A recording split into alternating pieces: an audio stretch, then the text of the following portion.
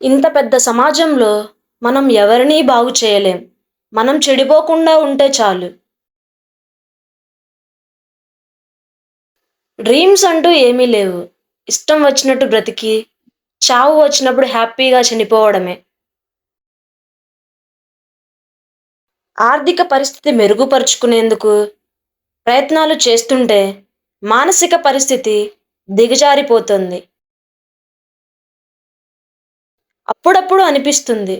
కాలం కూడా డబ్బు ఉన్నవాడికే సహకరిస్తుందేమో అని.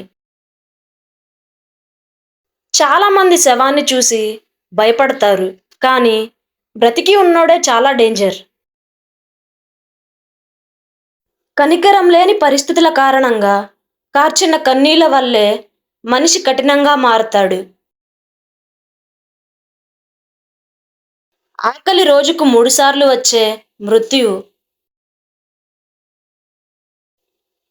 ధైర్యంగా బ్రతక్కపోతే దరిద్రంగా బతుకుతావు.